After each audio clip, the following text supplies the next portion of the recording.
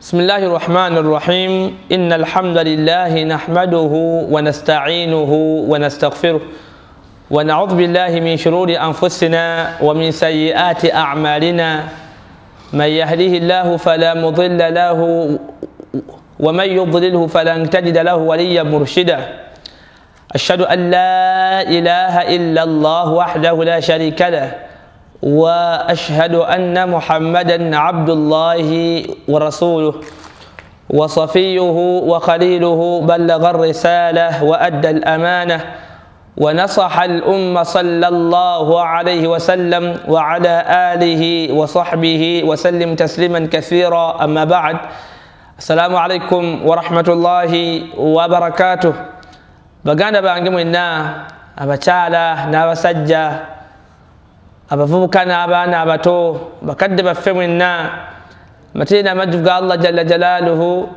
tumusaba Allah waffe asse ebyengera bye n'emirembe gye ku mubaka we nabbi waffe Muhammad sallallahu alayhi wasallam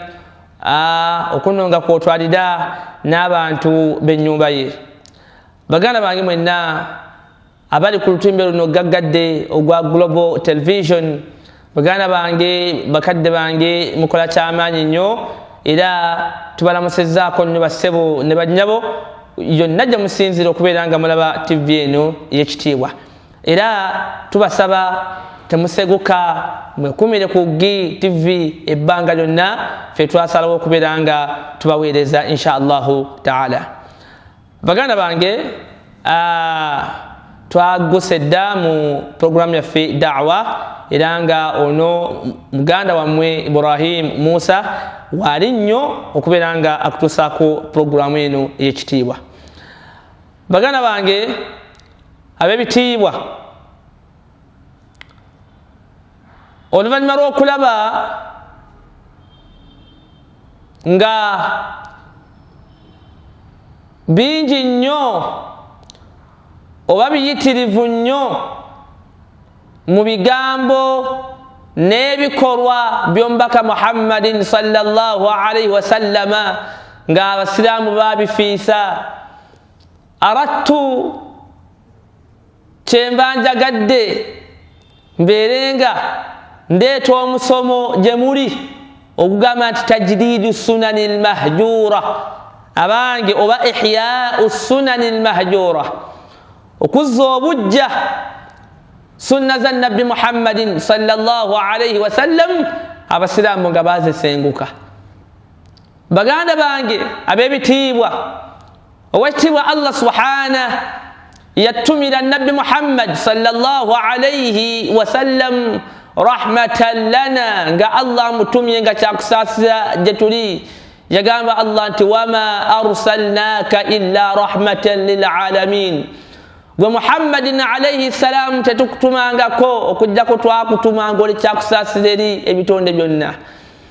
Owekitiibwa Allah jalla jalaaluhu ye kennyini n'atugamba nti laqad kaana lakum fi rasulillah, abantu b'omubaka Muhammad sallallahu alayhi wasallam, omulembe gw'omubaka Muhammad, laqad kaana lakum fi rasulillah, abange muyina ekyokulabirako ekyebbeeyi nga nakyo si kirala kyekyokulabirako ky'omubaka Muhammadin sallallahu alayhi wasallam. Mu aya gye batera okutusomera ffenna, Allah yakakasa n'agamba nti qul, bagamba abogwa Muhammadin sallallahu alayhi wasallam ti in kuntum tuhibbuna Allah, bwe kibeeranga ddala kituufu abantu abo nga baagala Allah. Qul in kuntum tuhibbuna Allah, bagamba abo bwabeeranga ddala kituufu nga baagala Allah, fattabi'uni, bagoberereze Muhammadin sallallahu alayhi wasallam. Webanangoberera Allah agamba nti yuhibbukumullah, owekitiibwa Allah subhanahu wakubaagala. Nabwekityo Ibn Abbas kyava agamba nti idda'a nasun mahabbatullah, abantu bangi beerimbika nti baagala Allah, fabtalahumullahu bihadhihi al-aya, owekitiibwa Allah subhanahu n'abeeranga yabagesa n'etteeka eryo. Mizaani y'okwagala Allah mwana wattu tugiteeka mu kugoberera omubaka Muhammadin sallallahu alayhi wasallam. Baganda bange tetulina ntaasa gye tuyinza kutaasa mu mubaka wa Allah fe abantu b'omulembe guno ng'okuzza obujja enkola za alayhi salam. Fe twasanga omubaka bamulwanirira dda, abaafiirwa ebintu byabwe basahaba ba muhajirun ne basenguka ne bava e Makka ne bagenda e Madina, ekyo kyaggwa. Olwaleero ne wobanga oyagala nnyo osenguke n'omubaka Muhammadin sallallahu alayhi wasallam, toyinza kusenguka naye kubanga omubaka oredde yafadda sallallahu alayhi wasallam. Fe ekitukakatako entaasa gye tuyinza okutaasa omubaka wa Allah kubeera nga tutaasa enkola ye sallallahu alayhi wasallam. Baganda bange, enkola za nabbi ezasengukwa zeziriwa oba bwe tugamba nti assunan almahjura, enkola z'omubaka wa Allah ezasengukwa zeziriwa. Okusinziira ku bamanyi baffe ab'ebitiibwa bategeeza nti hiya ma shaa tarkuhu baina almuslimin min sunnati nabiyihim sallallahu alayhi wasallam alqawliya au alfi'liya. Yenkola yonna nga abasiraamu babeera nga bagivaako muzimu mu nkola za nabbi waabwe Muhammad sallallahu alayhi wasallam. Enkola eyo eyinza okubeera nga ya bigambo oba nga ya bikolwa, naye nga abasiraamu mwana wattu ekyo kugamba enkola eyo nga bagiviirako ddala. Ekisinga okwewunyisa baganda bange, tuli ku mulembe ng'abantu bangi beerimba nga batugamba nti omubaka wa Allah bamwagala nnyo, bamufiirako nnyo, naye nga la yuriduuna tibaa'ihi, nga tebaagala kumugoberera sallallahu alayhi wasallam. Bamugamba owaaye Kadija, omubaka yakolanga bw'ati, omubaka yasomesanga bw'ati, owange Soyibu omubaka yalyanga bw'ati, omubaka ennyambala ye yeeno, omubaka yafaanananga bw'ati. Omusiraamu ate n'atamu ebyo omubaka sallallahu alayhi wasallam bye yakolanga ate wamu n'ebigambo bye sallallahu alayhi wasallam. Baganda bange, abantu b'omulembe guno okuva ku nkola za nabbi ezimu sallallahu alayhi wasallam mu hadithi ng'eri mu sahihu Muslim era ng'eri ku nnamba 145 وصححه شيخ ناصر الدين شيخ محمد ناصر الدين الألباني مجتبة سلسلة الأحاديث الصحيحة يجري تكون نامبا لكمي مو ببري موسى مستو حديث عبد الله بن مسعود رضي الله عنه قال يقام قال رسول الله صلى الله عليه وسلم يقام بك صلى الله عليه وسلم يقام إن الإسلام بدأ غريبا أبانغو بسلامونو بواتان كانغا بغنينغا تريابو مني نبي يقام وسيعود غريبا كما بدأ ekiseera bwe kinaaba kituuse obusiraamu bugenda kutuuka okuddayo ng'era abantu bakyabulabira mu mbeera ey'obugenyi. Nabbi n'agamba sallallahu alayhi wasallam ti fatuuba lilghuraba, beesiimye nnyo abagenyi. Qiila ya rasulallah, basahaba baaliwo olw'okullunkana kwabwe ku ddiini ya Allah n'okubeera nga baayagalanga basiimise Allah waabwe, bamugamba ya rasulallah owange gwe omubaka wa Allah manhum, be baliwo abo abagenyi abeesiimye oluvannyuma lw'obusiraamu okubeera nga abantu batandise okubirabira mu mbeera ey'obugenyi, bwatandika mu mbeera ey'obugenyi era enkomerero egenda kutuuka ng'abantu bangi tebannabutegeera. Era kyova olaba oyinza okukola ekintu kyonna nga ddala nkola ya mubaka sallallahu alayhi wasallam, omuddu n'abuuza seeka ekintu ekyo bulijjo mu ddiini gye kiri. Nabwe kityo basahaba babuuza omubaka sallallahu alayhi wasallam nti man hum ya rasulallah, omubaka wa Allah tubuulire abagenyi abo b'oyogerako abeesiimye wakati mu kubeera nga obusiraamu bwatandika mu mbeera ey'obugenyi era bugenda kutuuka okuddayo nga buli mu mbeera ey'obugenyi. Nabbi sallallahu alayhi wasallam kyabaga nti allazina beebo yaslihuna idha fasada an-nas bebo abagenda okulongoosa mu kiseera nga abantu bononese bebo abagenda okubeera ku nkola y'omubaka sallallahu alayhi wasallam wakati mu mbeera nga abantu bagenda kutandika okulaba enkola ya Allah ng'etajja mu magezi gaabwe ng'etasaanidde ng'eyaggwako era abantu bangi bamugamba nti munnange omubaka yasomesa bw'ati nagamba sheekh ekitegedde naye enkola eyo gy'oyogeranga yadda enkola gy'oyogera ebyo nga bya mirembe jadda nabbi n'agamba nti fatuuba yani alghuraba abagenyi abo abeesiimye bebo nga alladhina yuslihuna idha fasada an-nas bebo abagenda okugezaako okulongoosa mwana wattu mu kiseera nga abantu bononese era omubaka sallallahu alayhi wasallam mu hadithi nga ntuufu nabbi yagamba nti inna min waraikum ayyama sabr baganda bange maaso gammwe eyo gye bujja wagenda kujja ennaku nga zeetaagisa obugumiikiriza omuntu okubeera ku ddiini ye ng'omuntu okwebikkirira yeetaagisa okubeera nga muntu mugumiikiriza ng'omuntu okufaana n'omubaka sallallahu alayhi wasallam nga kimwetaagisa obugumiikiriza obw'ekika ekyawaggulu ng'omuntu okwogera ng'omubaka wa Allah abantu bonna bamwewunyisa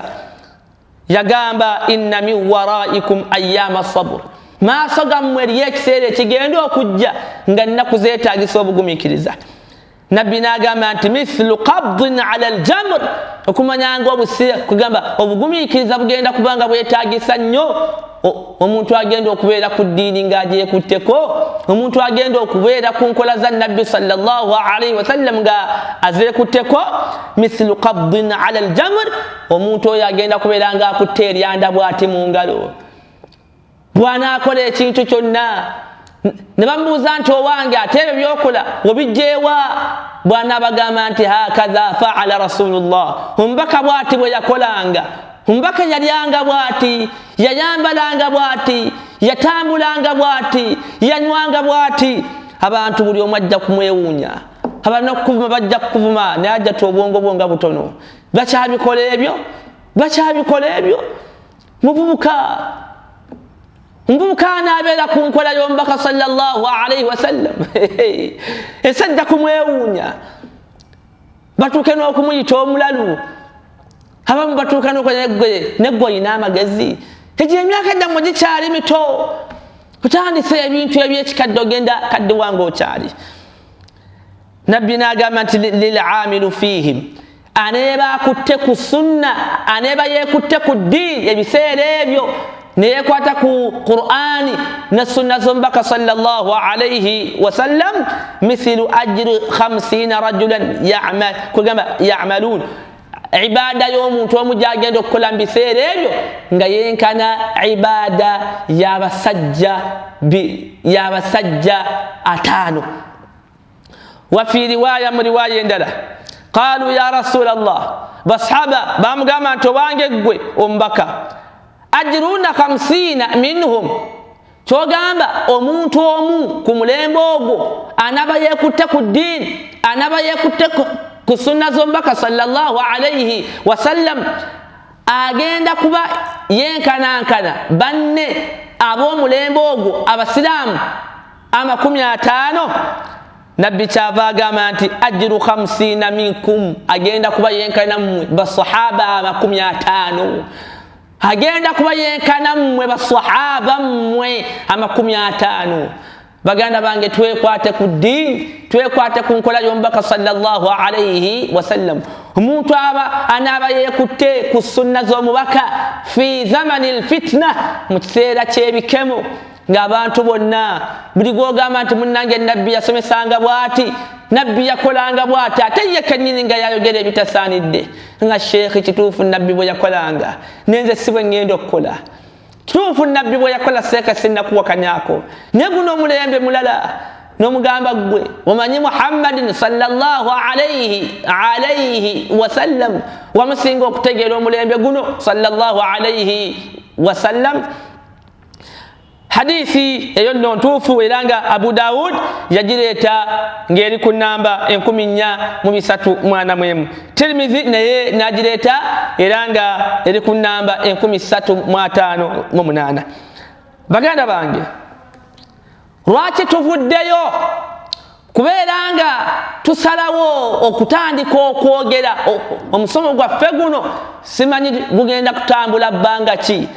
lwaki tuvuddeyo tubeere nga tujjukiza abantu nti abange zino sunna tuzeerabidde enkola z'omubaka bwe ziti abantu abange nga tuzivuddeko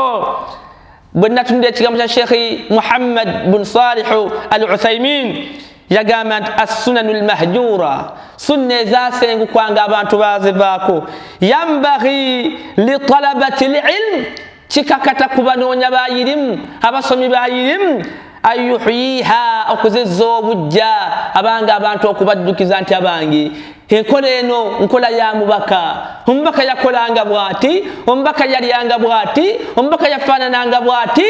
shi'tum mwagadde oba temwagadde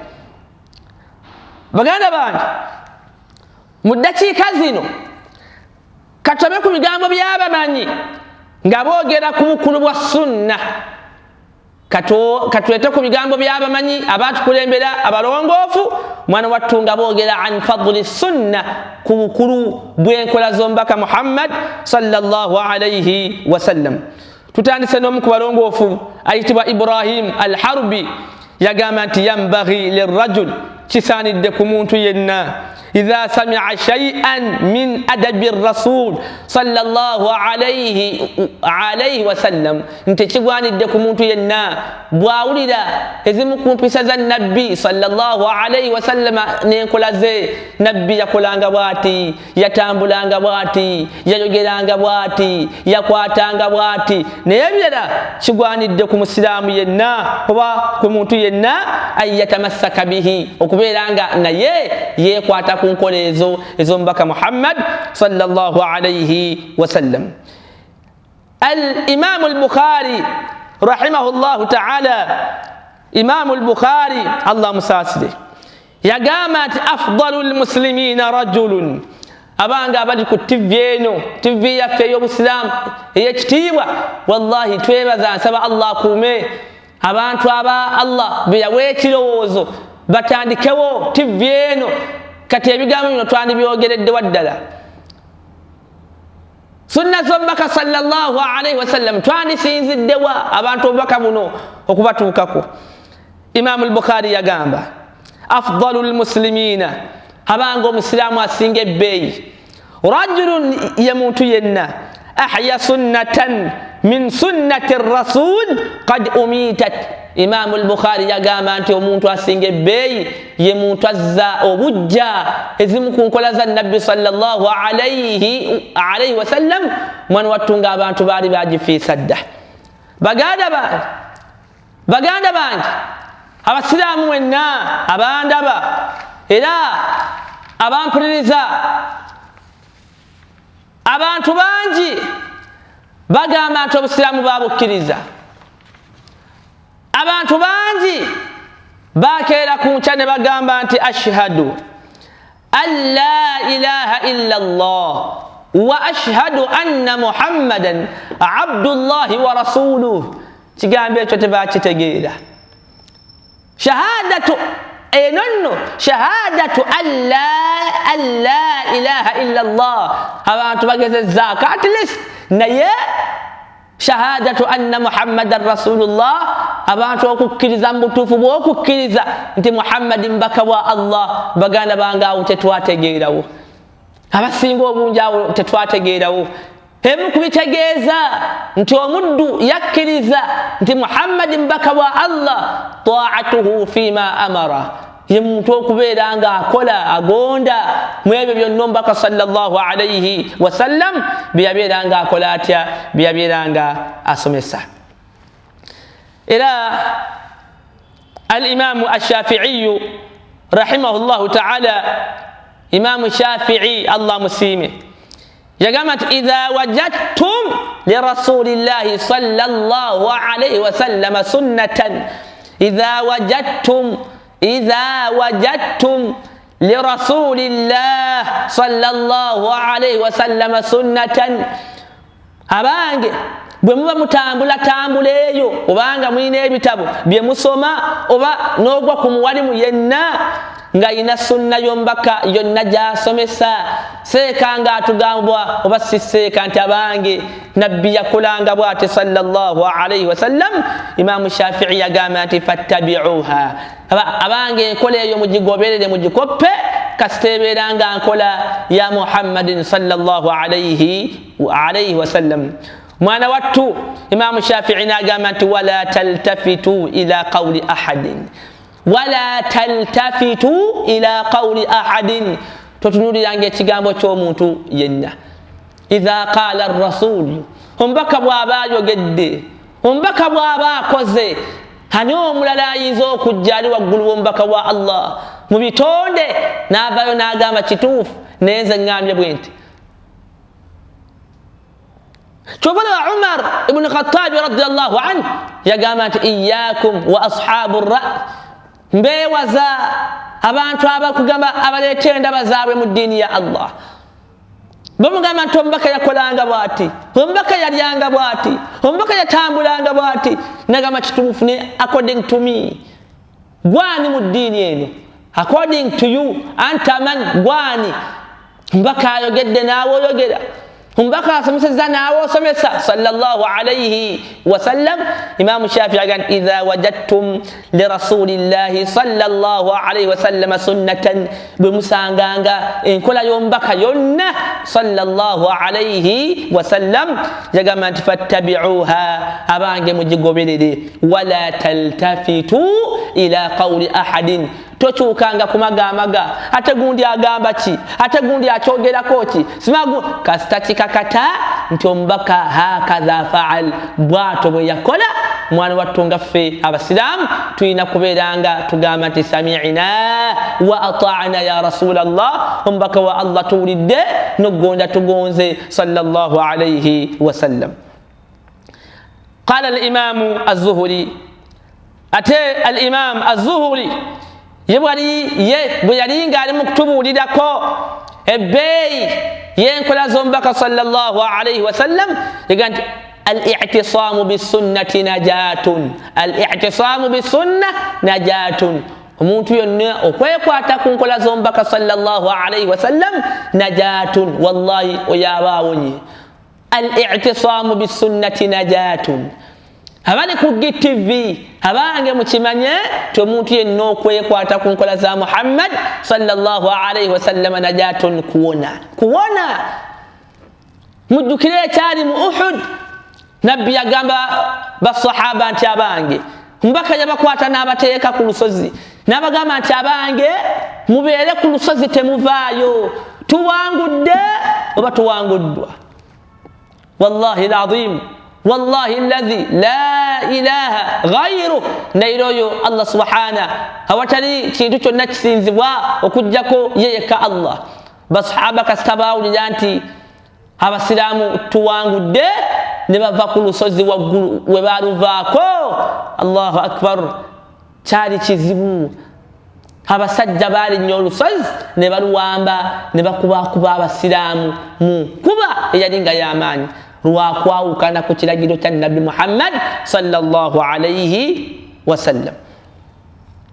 Idhan al-i'tisaamu bisunna najaatun. Oyagala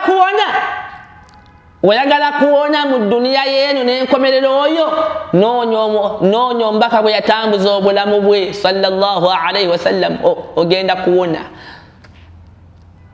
Faman arada saada, yenna ayagala emirembe, huna fi dunya wa ba'da dunya, mu nsi muno n'oluvannyuma lw'okujaawukanako, wallahi la budda lah, mu ngeri yonna alina okubeera nga yeekwata ku nkola z'omubaka Muhammad sallallahu alayhi wasallam. Qala al-imam ibn Abdul Barri rahimahullahu ta'ala, omanyi oyo ayitibwa al-imam ibn Abdu al-Barri, Allah musaasire, yagamba nti albaraka, emikisa, walkhayru kulluhu, n'obulungi bwonna fi ittibaa'i adabi rasulillah wa imtithali amri. Albaraka walkhayru kulluhu, emikisa n'obulungi bwonna في اتباع أدب رسول الله صلى الله عليه وسلم بلمكبيرانغا مانا واتو nga tugoberera eneyisa zombaka Muhammad sallallahu alayhi wasallam wamtithali amrihi nokuberanga mwana wattu tuteeka mu nkola ebiragiro bye sallallahu alayhi wasallam. Mumbere ndala قال الحافظ ابن حجر رحمه الله تعالى الإمام الحافظ ابن حجر العسقلاني الله مساسل يقامت قال القرطبي إمام القرطبي يقام إمام القرطبي يومك بفنزبا قرآن الكريم نتينكو يقام الله أكبر من داوم على ترك السنن من داوم على ترك السنن أموت أيمانيزا وكلك السنة النبي صلى الله عليه وسلم الله أكبر من داوم على ترك السنن أموت أيمانيزا وكبيرانغا bamugamba nti munango mbakuwa Allah yakolanga bwati nagamba seka kyabwateeka basi kyabwateeka buli kibamugamba nti munange eyo nno nkola ya mbaka eyo nno nkola ya mbaka eyo nno nkola ya mbaka nagamba naawe wakali enkola y'omubaka. Allahu akbar. Sajja kugamba nti musiraamu ne nabbi amwagala nnyo ne bamugamba nti owange enkola y'omubaka yeeno omubaka yakolanga bwati nagamba nti wakalya enkola y'omubaka. Muganda wange ekigambo ekyo watahsabunahu hayyinan bwakyogedde oyinza okukirabanga ekitono wa huwa inda Allahi azim nenga maaso ga Allah subhana kigambo kinene nnyo. Imam al-Qurtubi yagamba nti man dawama ala taruki sunan omuntu eyeemanyiiza okubeeranga enkola za nabbi azireka buli kyebamugamba gamba seeka ekyo kyabwateeka. By the way ekigambo ekyo okubuuza ennyo buli kyebagamba nti munange nabbi yakolanga bwati nabbi yalyanga bwati nabbi yatambulanga bwati nabbi yakolanga bwati ne bwati mwana wattu teyali nkola y'abaatukulembera abalongoofu okutandika okubuuza ne kati sheekha ekyo kyogambye kyabwateeka se kyabwateeka sheekha ekyo munaye nabbi yalyanga bwati seeka nkiwulidde nekyo kyabwateeka si kyabwateeka. Basahaba ridwanullahi taala alayhim ajmain kasita baalabanga omubaka alina kyakoze baateekanga buteesi mu nkola. Ebyo ebyokutegeera simanga kyatteeka oba si kyatteeka ebyo nga bijja luvannyuma. So agamba nti man dawama ala taruki sunan omuntu eyeemanyiza okubeera nga enkola z'omubaka sallallahu alayhi wasallam tazijjumbira tazifaako kana naqsan fi diinihi omuntu oyo aba n'obukendeevu mu ddiini ye. Teriyo musiraamu wannamaddala ayinza buteegomba kukola nkola ya mubaka sallallahu alayhi wasallam. Teriyo mukkiriza wannamaddala ayinza kumanya ndya ya nabbi sallallahu alayhi wasallam n'ateegomba kulyanga Muhammadin sallallahu alayhi wasallam. Teriyo musiraamu nga wannamaddala ayinza kuwulira nti nabbi yafaanananga bwati sallallahu alayhi wasallam n'ateegomba kufaanananga nabbi we sallallahu alayhi wasallam. Teriyo mukkiriza wannamaddala ayinza kumanya nyambala nabbi gye yayambalangamu n'ateegomba kumufaanana Muhammad sallallahu alayhi wasallam. So Imam al-Qurtubi agamba nti man dawama ala taruki sunan omuntu eyeemanyiza okubeera nga sunna z'omubaka tazifaako kugamba akolanga bw'aba yagadde sunna eyo kasita sunna ate gundi ekyo n'akireka munnange omubaka yagamba nti ate munnange. Imam al-Qurtubi yagamba nti kana naqsan fi diinihi omuntu oyo aba n'obukendeevu mu ddiini ye. Agamba fa in kana tarkuha tahawunan biha wa ragbatan anha kana dhalika fisqan. Wabula omuntu singa aleka enkola y'omubaka sallallahu alayhi wasallam oba yakigambo oba yakikolwa n'ebirala naye nga tahawunan bimaana takasulan nga jasta omuntu mugayaavu nga nagamba seeka kituufu nenze kyompulira nze mpulira sikyagadde. Yagamba kana dhalika fisqan bubeera bwononefu. Qala Imam an-Nawawi Imam Nawawi Allah musasire al-Imam an-Nawawi rahimahullahu ta'ala yagamba nti idha thabatati sunan singe ekintu kijja ne tukakasa nti eno nkola ya mubaka sallallahu alayhi wa sallam oba kigambo kya mubaka yagamba nti tetukireka litaruki ba'dhi nnasi nti olwokuba abantu amubbo tebakikoze kasita tukakasa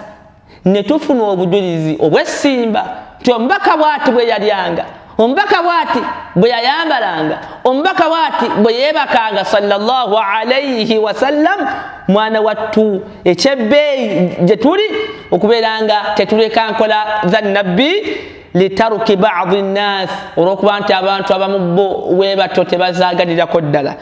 aw aktharuhum oba abasinga obungi aw kulluhum laha subhanallah niwe kibeeranga hadisi ezze nga ntuufu ng'erina kye yesomesa nabbi kye yakolanga sallallahu alayhi wasallam nga kyali tekyeyawulidde ku ye ekitu Kampala yenna ne waagaana nga gw'olimu omukola muganda wange kola weekwate ku Muhammadin sallallahu alayhi wasallam kola liringa lyato lya Nuh alayhi salam linnya as-sunna safinatu Nuh enkola yombaka sallallahu alayhi wasallam lyato lya nabbi Nuh man rakibaha naja omuntu yenna alirinnya awona abalinya erya Nuh bawona nanaagaana okulinnya eryato lya sunna za nabbi halaka agenda kuzikirira ayagala tayagadde. Qala Abu Uthman an-Naysaburi wamanyono naye Allah musasire bamuyita Abu Uthman an-Naysaburi yagamba ma taraka ahadun shay'an min as-sunnah ma taraka ahadun shay'an min as-sunnah omuntu tayinza kuleka kintu kyonna nga kiri mu nkola z'omubaka sallallahu alayhi wasallam illa likibrin fi nafsihi omuntu oyo ebiseera bisinga ekiba kimugaana aba alina okwekuluntaza mu mutima gwe. Yeekuluntaliza kwani? Ayagala kwekuluntaza ku bigambo by'omubaka Muhammad sallallahu alayhi wasallam. Baganda bange ab'ebitiibwa bwenna tunuulidde ebigambo ebyo byonna nentunya ne hadisi eno gyengenda okubasomera hadisi ya Amr ibn Auf al-Muzani radiyallahu anhu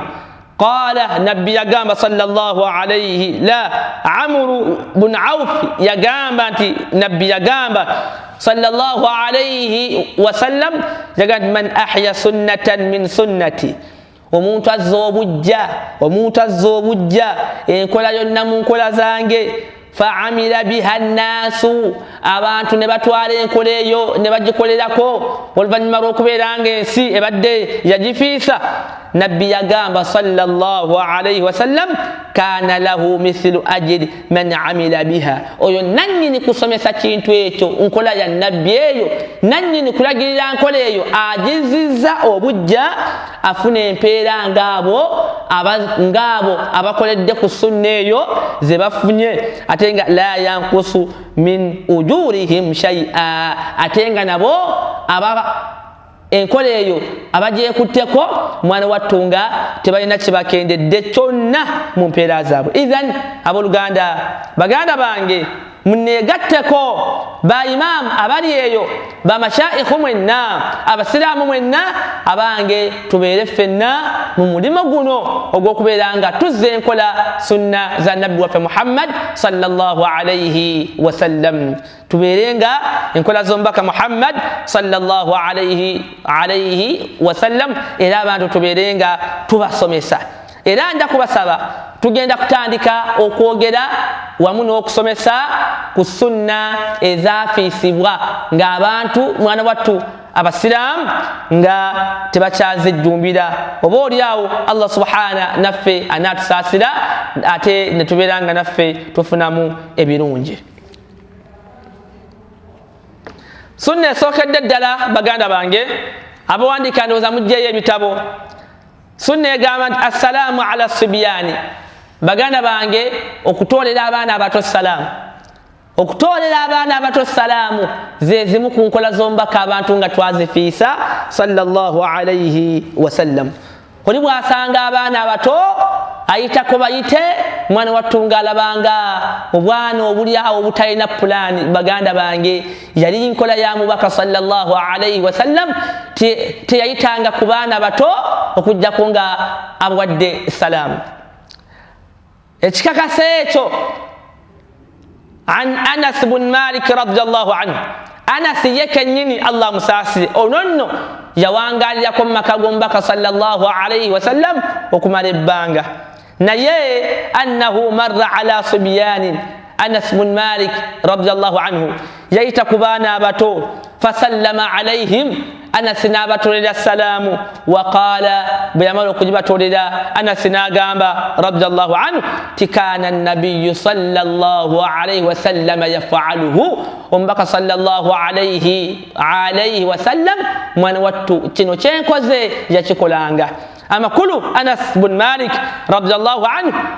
agezaako otutegeeza nti omubaka ezimu ku nkola ze abaana abato yabawanga salaamu baganda bange naffe bwe tufaanagana abaana abato tubawa salaamu wallahi tekigwanidde ku musiraamu yenna kuyita ku baana abato okuggyako nga abawadde salaamu bawe salaamu tekina kyekikuggyako n'obanga oli mu jjubayo n'obanga oli mu kanzu yo n'obanga oli mu mataayi go oba otambula n'osanga obwana obuto yimirira bugambe nti assalaamu alaykum wa rahmatullahi wa barakatuh tambula bwomala ogibatolera ne bwotambula wa an sayyari qala era sayyar Allah musiime yagamba kuntu amshi ma'a Thabit al-Bunani yagamba nti olunaku lumu nali ntambula ne Thabit al-Bunani agamba famarra ala sibyani kyetuva twayita ku baana abato fasallama alayhim Thabit al-Bunani mwana wattu n'abeera nga yatolera abaana abato salaamu faqala Thabit bwe yamala okutolera abaana abato salaamu n'agamba kuntu ma'a Anas nali ne Anas bun Malik radiyallahu anhu famarra Anasi sahaba agamba nali ne Anas sahaba wani w'omubaka Muhammad sallallahu alayhi wasallam agamba famarra ala subyanin bwe twali ne Anasi bun Malik radiyallahu anhu ne tuyita ku baana abato Thabitu agamba nti fasallama alayhim Anas kyava yatolera ku baana abato salaam radiyallahu anhu waqala Anas kyava agamba kuntu ma'a rasulillah sallallahu alayhi wasallam lumu naliko n'omubaka wa Allah sallallahu alayhi wasallam famarra ala sibyanin naayita ku baana abato fasallama alayhim nabbi n'abatolera salaamu sallallahu alayhi wasallam baganda bange tuze sunna eyo obujja abaana abato tubamanyiiza okubatoleranga salaamu abasajja abalina abaana abato bamaama baffe abaana baffe tubawe salaamu buli w'obuyitako obwana bw'obuto sallimu alayhim bawe salaamu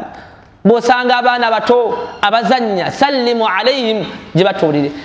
ekyo nno kiyambako n'omuntu okubeera nga avaamu engeri y'okwekuluntaza waliwo abantu abamu nga beetwala nti bakitalo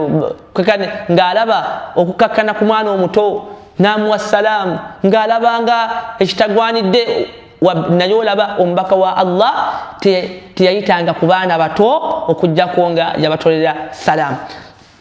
hadithi endala era yakakasaawo sunna eyo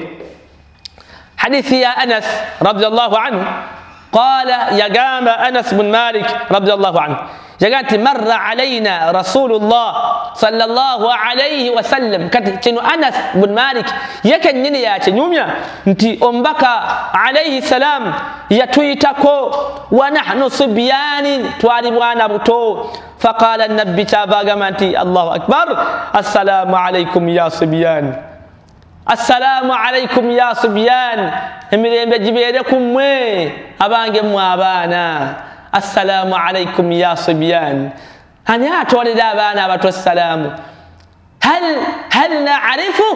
ثم نبرونج محمد صلى الله عليه وسلم الله يتوكنا موانا وإنك لعلى خلق عظيم ومحمد صلى الله عليه وسلم من واتم كبيراني بيسا غواتوري ليفو يا وغولو أنا ساغامبا أمبكتي يتويتانغا كو okujja ko ngatuwadde salam baganda bangi abasilamu abagamba ntombakwa Allah tumwagala nawe abaana abato tobayita ko buyisi ya Abdallah takabburan mumberanga yakwekuzana kwekuluntaza ndi musajja mukuru ndi mwana muto sima gundi ndi wakitiibwa ani kumwe abatudde ku TV ng'oyina ekitiibwa ekisinga ekya Muhammad sallallahu alayhi wasallam. حديثي إدارة حديثي أنا سيرا رضي الله عنه يقام كان رسول الله صلى الله عليه وسلم يرينكم بك محمد صلى الله عليه وسلم يمر بالغلمان ومبك ييتانغ كبانا باتو فيسلم عليهم نباتو للسلام ويدعو لهم بالبركة نبنا سبيلا بانا باتيمكسا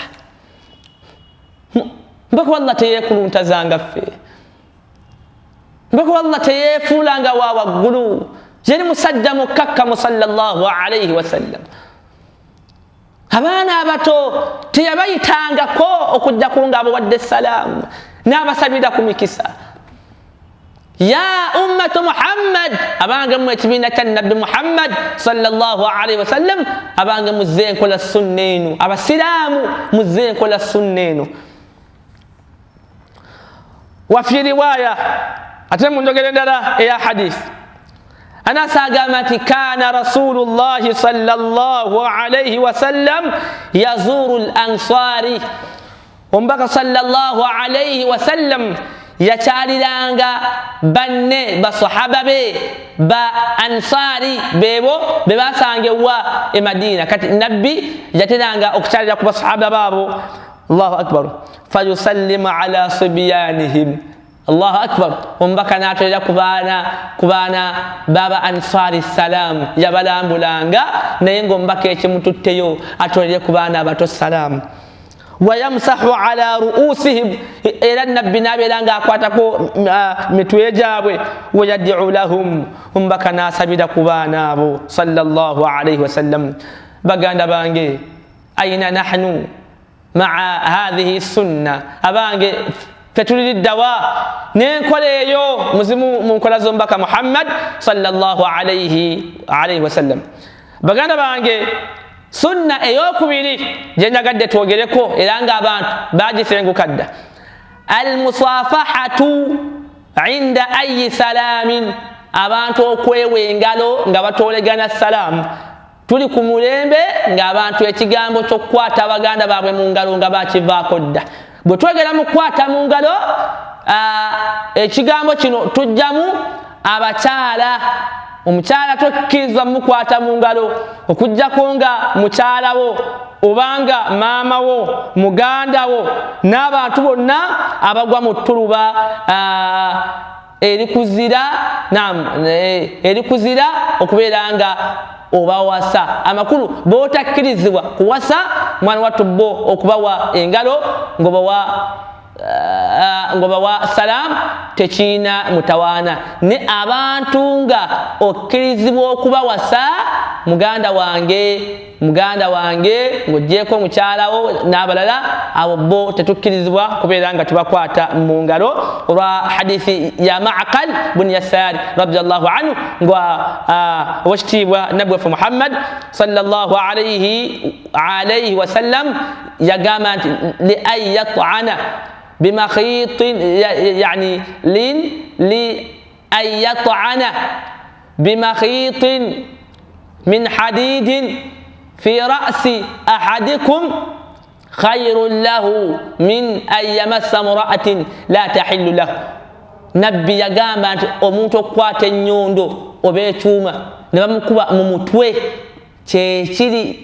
yaddeko okusinga omuntu yenna okukwata omukyala naam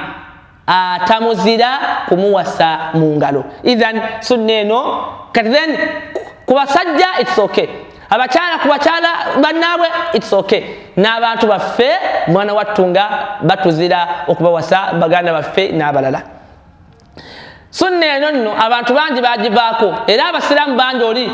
asanga munne n'akola bino salaamu alaikum wa rahmatullah la assunna almusafaha ekiri sunna kwe kubeera nga tukwata mu ngalo z'abaganda baffe. Hadithi esooka erambika ekyo حديث يا براء بن عازب رضي الله عنه قال يقام قال رسول الله صلى الله عليه وسلم يقام بك محمد صلى الله عليه وسلم ما من مسلمين تري بسلام بابيري يلتقيان نبسسيكنا فيتصافحان نبقواتغنا منغلو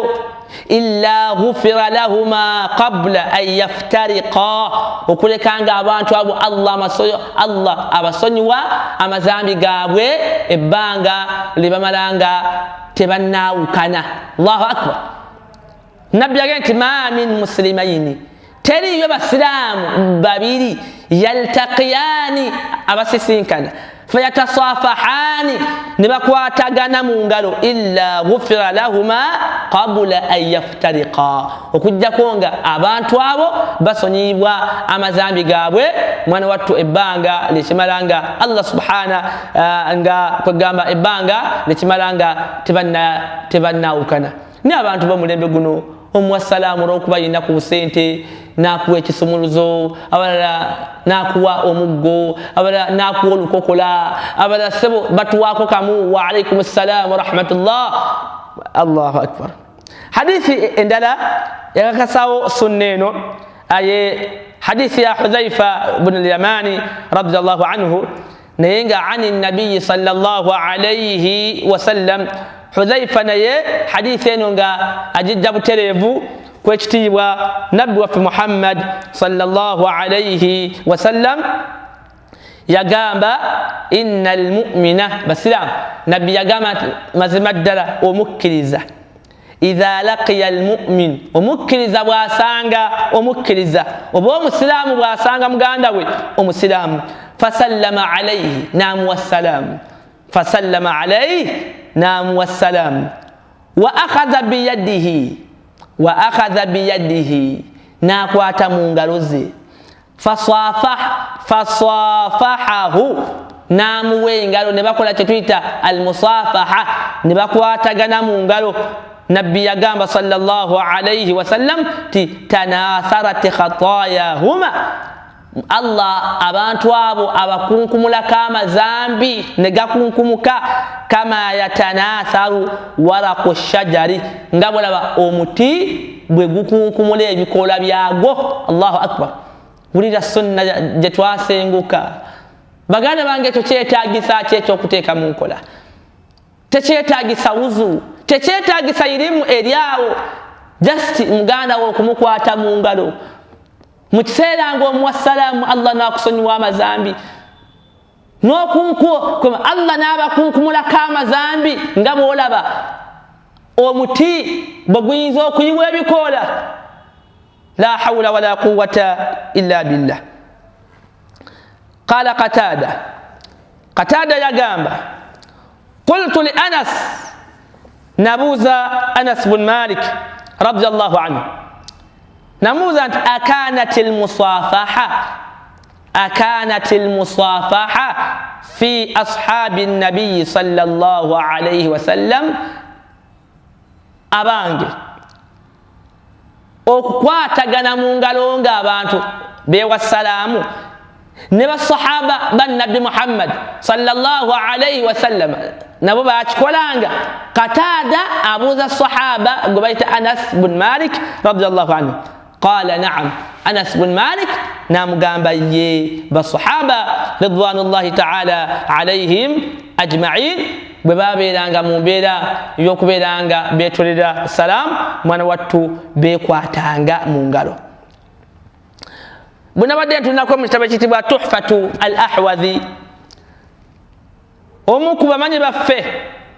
amanyikiddwa okubeeranga beesiimu ku nkola z'omubaka sallallahu alayhi wasallam yagamba nti i'lam i'lam muganda wange omusiraamu manya anna sunna temazima ddira sunna oba enkola y'omubaka sallallahu alayhi wasallam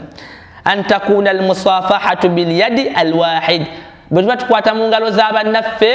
ddala nga twagala tugoberere omubaka wa allah sallallahu alayhi wasallam mwana wattu tukozesa omukono gumu salaamu alaikum wa rahmatullah muganda wo n'omukwata mu ngalo abula kino ekyokukozesa emikono ebiri n'ebirala ebiringa ebyo mwana wattu ekyo khilaafu sunna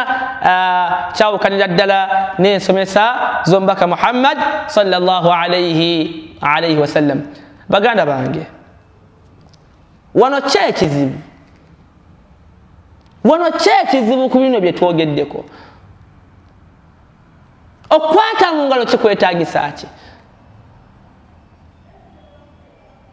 ukhti alfadila mugenze mu madarasa abantu mugenda mu darasa ez'enjawulo baganda bo bonna bawe salaamu ng'obakwata mu ngalo salaamu alaikum wa rahmatullah salaamu alaikum wa rahmatullah assalaamu alaikum wa rahmatullah buli gw'osanga nga allah amukwaddeko obusobozi awatali mbeera ya bulwadde kati nga bwe twalina covid-19 n'ebizibu ebirala kyekigaana sunna eyo okugiteeka mu nkola okwata obukwasi mu ngalo bwoti ku mazambi ge tulina amayitirivu mwana wattu allah na mugenda okuvaawo allahu akbar ebbanga limalanga mwekutte mubeera mukunga amazambi gayiika gwe ibaada ki gy'oyagala nga nnyangu okusinga bino kyova olaba owekitiibwa muhammad sallallahu alayhi wasallam yagamba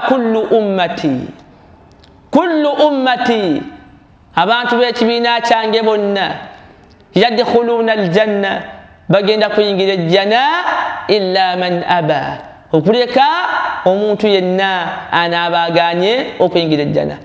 Qulna ya rasulallah basahaba bagamba nti omubaka ani oyo ayinza okugambibwa nti ejjana yiyo giyingire n'agaana? nabbi n'agamba nti man ataani yenna aliŋŋondera ku bintu byonna byenna abanjogedde dakhala aljanna ejjana agenda kugiyingira. waman asaani n'oyo yenna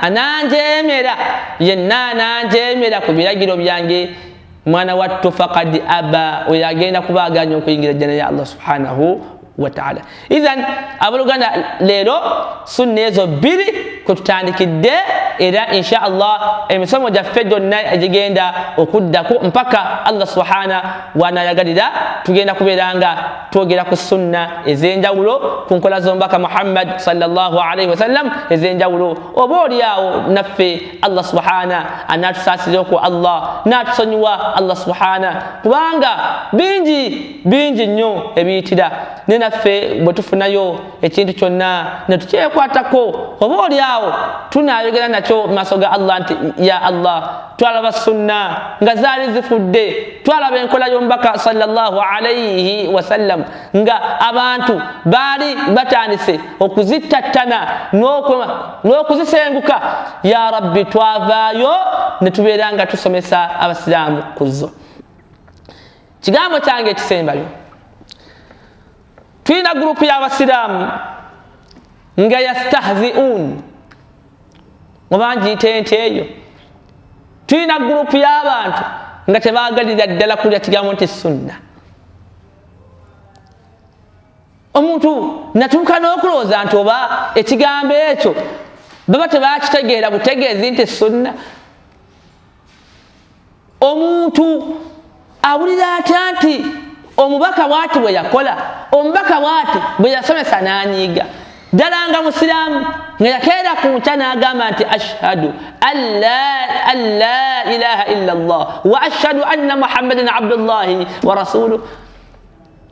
omuddu n'avaamu statement nti nze tomuwulira sunna. bakubuulire sunna bakubuulire ki? enkola za nabbi tozaagala ate gwe kennyini ovaayo n'otugamba ng'obusiraamu woobwagala ennyo era nga kwegamba era nga ggwe woobulumirirwa ennyo.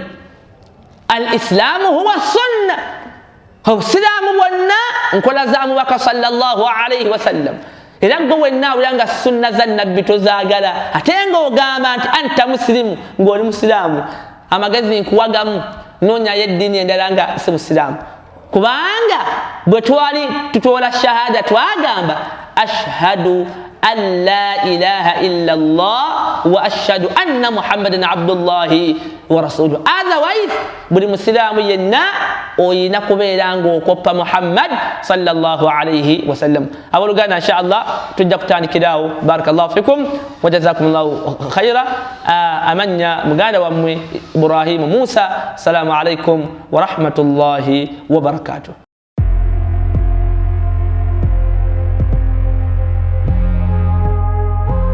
GTV for unity and development.